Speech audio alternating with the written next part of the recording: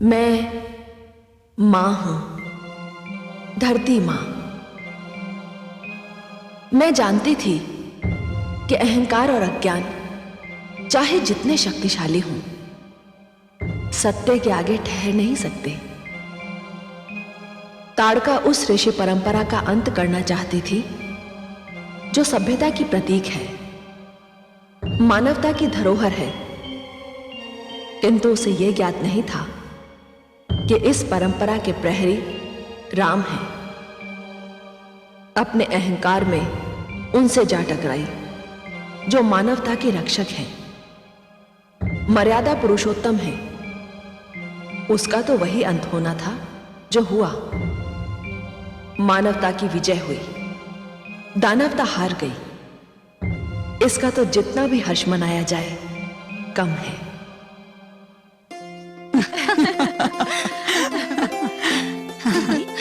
महारानी, महारानी। अवश्य ही महाराज, कोई शुभ समाचार लाए हैं। दीदी, उनका स्वर प्रसन्नता से भरा है। महारानी। महाराज, आज समय से पहले ही आप राज्यसभा से लौट आए? हाँ महारानी, ऋषि श्रेष्ठ विश्वामित्र के आश्रम से उनका एक शिष्य आया है और वो हमारे पुत्रों की कुशलता और सफलता का समाचार लेकर आया। हे ईश्वर, धन्यवाद है तुझे। और कुछ कहा उसने? हाँ, वो ये भी कह रहा था कि हमारे पुत्रों ने उस क्षेत्र के समस्त राक्षसों का अंत कर दिया। हाँ? आश्रम के चारों ओर शांति स्थापित हो गई है और हमारे पुत्रों की शिक्षा अब अपने अंतिम चरण में। कृपा है ईश्वर की।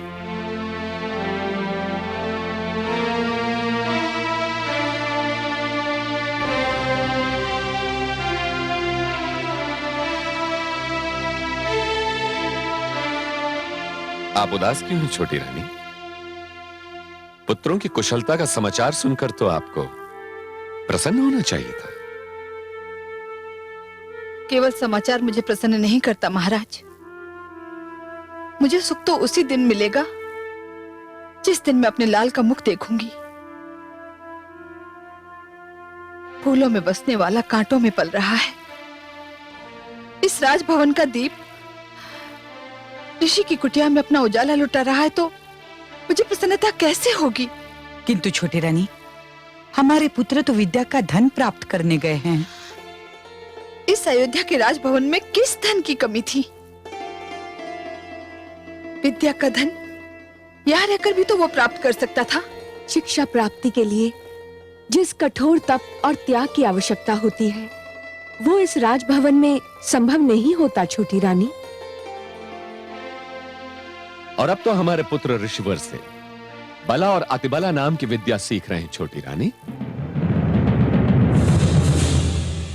ये कौन सी विद्या है महाराज? इस विद्या की प्राप्ति के पश्चात भूख और निद्रा जैसी मूल आवश्यकताएं हमारे पुत्रों के अधीन हो जाएंगी। हमारे पुत्र इन आवश्यकताओं के अधीन नहीं रहेंगे छोटी रानी। क्षमा कीजिए महाराज, यदि मेरा पुत्र महाराज दशरथ के राजभवन में रहता तो भूख और निद्रा जैसी जीवन की आवश्यकताओं के अधीन रहता। पर महाराज, इस राजभवन में तो यूं भी ये आवश्यकताएं दासियों की भांति उनके अधीन होती। आपकी एक नहीं चलेगी महाराज। छोटी रानी को अपने पुत्र राम से इतना प्रेम है कि आपका कोई तर्क इन्हें संतुष्ट नहीं कर सकता। मैं तो केवल ये कहना चाहती थी महाराज कि ऋषिवर जो उन्हें सिखा रहे हैं उसकी उन्हें आवश्यकता नहीं। नहीं देवी, पुत्र को एक बार गुरु के हाथों में सौंप देने के उपरांत इसका निर्णय केवल गुरु करता है कि उसे अपने शिष्य को क्या सिखाना है और कैसे सिखाना है। इसमें ना तो माता पिता को किसी चुनाव का अधिकार है और ना स्वयं शिष्य को।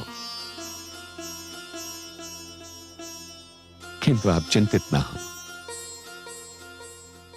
मैंने ऋषिवर के लिए संदेश कहलवा दिया है कि साधना समाप्त होते ही वे राम और लक्ष्मण को अयोध्या भिजवा दें।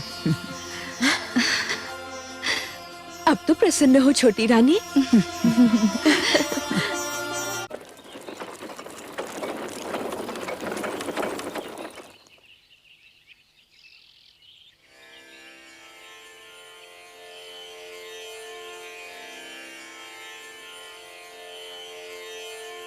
गुरुदेव,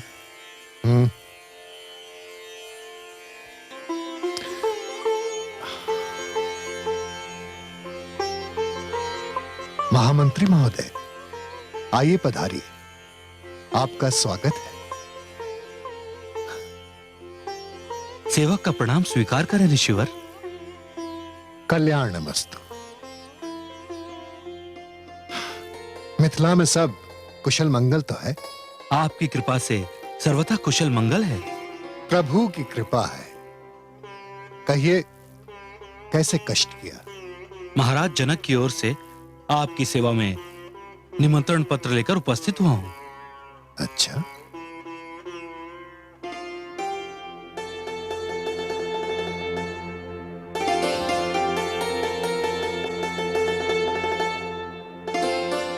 महाराज ने शिव धनुष के महायज्ञ का आयोजन किया है और उनकी इच्छा है कि आप भी उसमें सम्मिलित हो।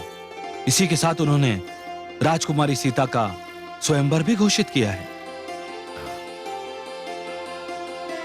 उनसे कहिएगा कि मैंने उनका निमंत्रण स्वीकार किया। मैं अवश्य उपस्थित रहूंगा। जो आज्ञा।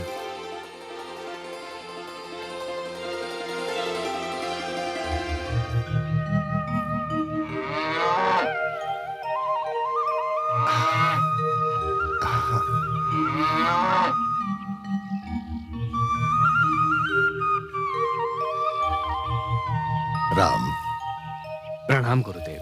प्रणाम गुरुदेव। आयुष्मान भव, आयुष्मान भव। मिथिला से महाराज जनक के महामंत्री आए थे। महाराज जनक शिव धनुष का महायज्ञ कर रहे हैं और वो चाहते हैं कि मैं उसमें सम्मिलित हूं। उचित भी है गुरुदेव। भगवान शिव आपके आराध्य जो हैं। मैं तो जाऊंगा ही, किंतु मेरी इच्छा है कि तुम दोनों भी मेरे साथ चलो। सुनो शिष्य, महाराज जनक के इस यज्ञ में एक नए इतिहास की रचना होने जा रही है।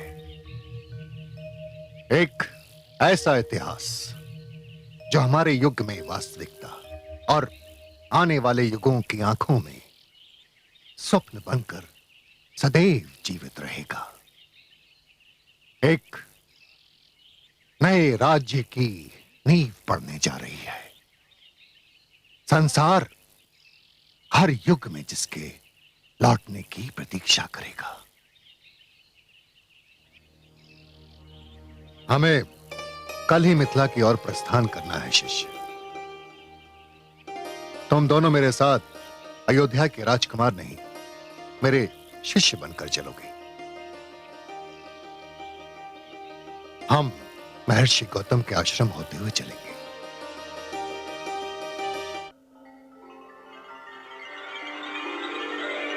हे राम, औरों को तो प्रतीक्षा पत्थर बना देती है। मैं तो पत्थर बनकर भी तुम्हारी प्रतीक्षा कर रही हूं। औरों के नेत्र तो किसी की राह तकते तकते पथरा जाते हैं, परंतु मैं तो न जाने कब से तुम्हारी प्रतीक्षा कर रही हूं। अब तो आ जाओ हे राम, मुझ दुखियारी अबला के दुख का अंत कर दो।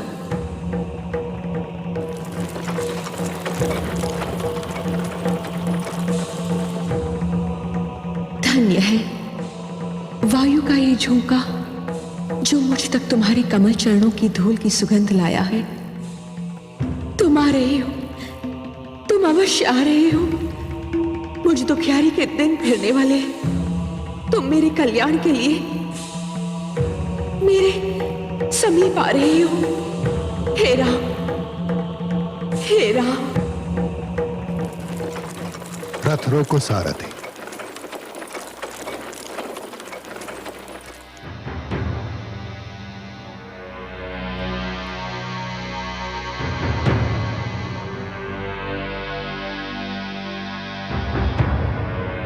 आज हम यहीं विश्राम करेंगे। गुरुदेव, इस उजड़े आश्रम में क्या यह स्थान विश्राम के लिए उचित रहेगा? यह सबसे उत्तम स्थान है शिष्य। हम यहां नहीं आए। यह उजड़ा हुआ आश्रम स्वयं हमें यहां खींच लाया है। हे राम, हे राम, हे राम, हे राम, हे राम, हे राम, हे राम, हे राम, हे राम। ये मुझे कौन पुकार रहा है गुरुदेव? तुम्हें ये पुकार रही है शिष्य।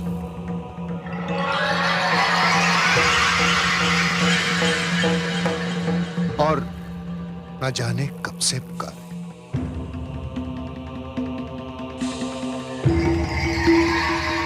किंतु ये तो पाषाण की प्रतिमा है गुरुदेव। हाँ है। इस प्रतिमा को अपने चरण से स्पर्श कर दो शिष्य। जी? इस पत्थर की मूर्ति को अपने चरणों से छू। गुरुदेव, गुरु के आदेश पर प्रश्न चिन्ह लगाना ना तो शिष्य को शोभा देता है और ना ही उसका अधिकार है। किंतु हे गुरुदेव, नारी पत्थर की भी हो तब भी आदर सम्मान के योग्य होती है। उसे चरणों से छूना महापाप है। मुझे नारी के इस अनादर का साहस नहीं हो रहा है गुरुदेव। नारी के प्रति तुम्हारी पवित्र भावना जानकर मैं गदगद हो गया शिष्य। मुझे ऐसे शिष्य पर गर्व है। मैं स्वयं किसी को नारी का अनादर करने की अनुमति नहीं दे सकता, परंतु ये एक विचित्र विडंबना है कि इस नारी का कल्याण इसी में निहित है। इसे अपने पैरों से छूकर तुम इसका अनादर नहीं, इसका उद्धार करोगे पुत्र। कौन है ये देवी? ये दुखियारी अबला ऋषि गौतम की पत्नी अहिल्या है। निरपराध होकर भी न जाने कब से पत्थर बन जाने का दंड भोग रही है।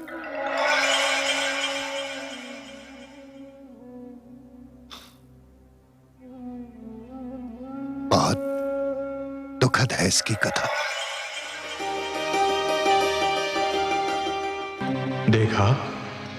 देखा आपने चंद्रदेव, कितनी सुंदर नारी है अहिल्या। किंतु देवराज, आप चाहते क्या हैं?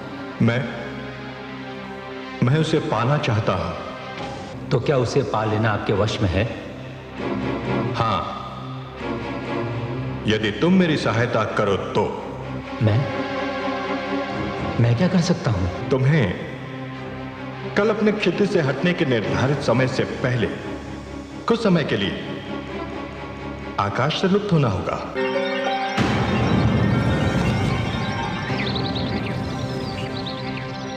ये क्या, भोर हो गई और आज मेरी आंख नहीं खुल पाई। मुझे भी आश्चर्य है स्वामी, आज रात इतनी शीघ्र कैसे ढल गई। मैं अभी आती हूँ।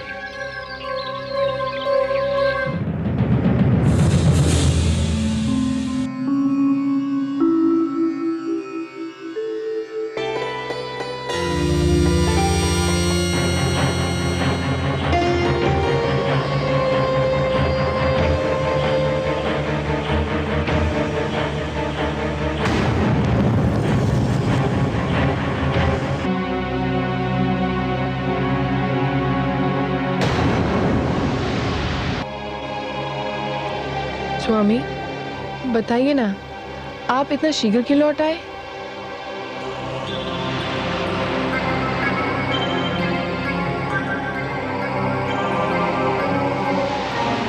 सूर्यदेव के दर्शन को जाते जाते मुझे आपके मुख चंद्र का ध्यान आ गया।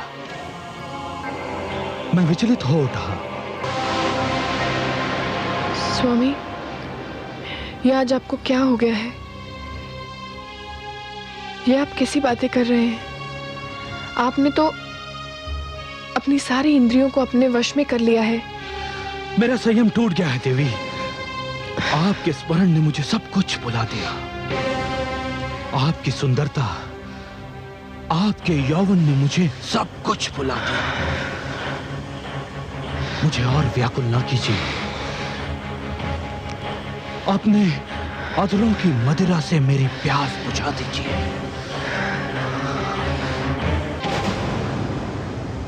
अरे ये क्या, चंद्रदेव? परंतु ये चंद्रदेव कहां लुप्त हो गए थे? अभी तो सूर्योदय में विलंब है। मुझे आश्रम लौट जाना चाहिए।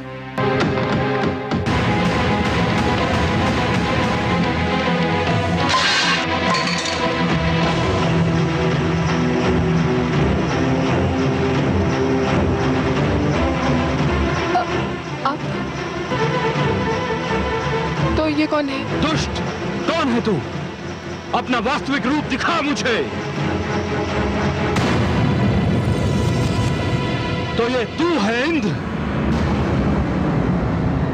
जा, मैं तुझे शाप देता हूं कि जिस वास्ता ने तुझे ये पाप करने पर विवश किया था, तू आज के उपरांत उसके योग्य ही नहीं रहेगा।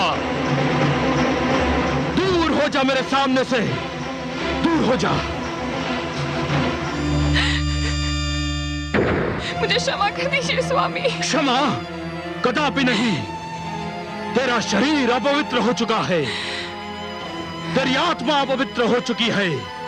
जा, मैं तुझे शाप देता हूं, इसी क्षण तू पत्थर बन जा।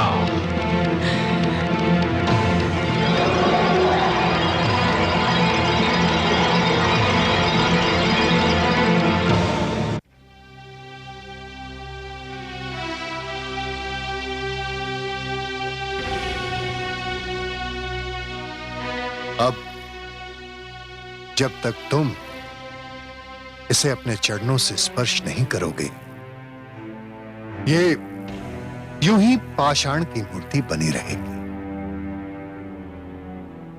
इसके कल्याण के लिए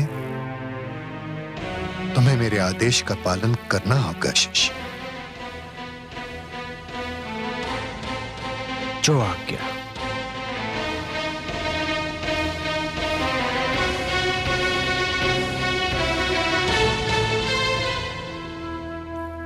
देवी, मेरे लिए नारी हर रूप में माता समान है।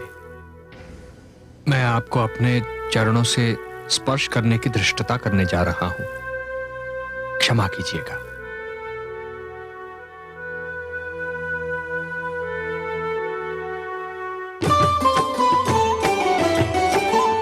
अचरज भयो जगत में भारी, शाप मुक्त भई अबला नारी।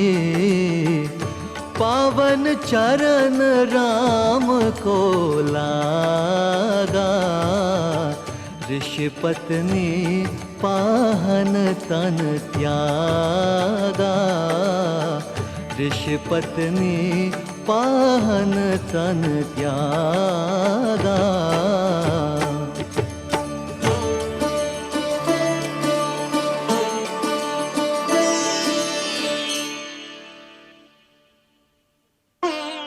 हे दुखी जनों का दुख मिटाने वाले राम, हे संकट के मारों का संकट मिटाने वाले राम, हे दुखियारों को तारने वाले राम, हे पापियों का उद्धार करने वाले राम, इस अबला को शाप से मुक्ति दिलाकर आपने जो इस पर उपकार किया है, उसके लिए आपको कोटि कोटि धन्यवाद। नहीं देवी, आपके साथ घोर अन्याय हुआ था। मुझे अपार हर्ष है कि अब आपको न्याय मिल गया है।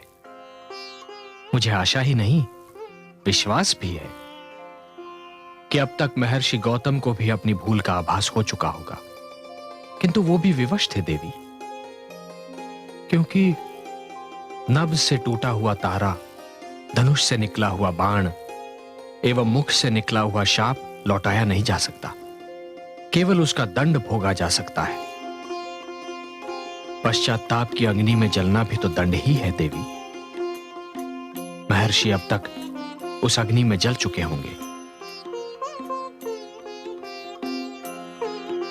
गुरुवर, यदि इस उजाड़ स्थान पर मुझे लाने का यही उद्देश्य था, तो वो पूरा हुआ। अब हमें यहां से प्रस्थान करना चाहिए। ऋषि श्रेष्ठ,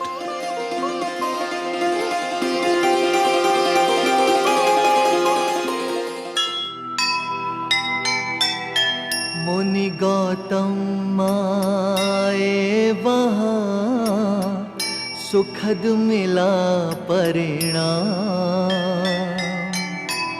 शाप मुक्त पत्नी मिले और मिले श्री राम। कहने को तो हो गया ये विधि का संयोग, तप के बल का था मगर ये अनुचित उपयोग, ये अनुचित उपयोग। जीव ज्ञान ब्रह्म ज्ञान अथ श्री विष्णु पुराण, ओम की कथा महान। जय श्री विष्णु पुराण, विष्णु पुराण।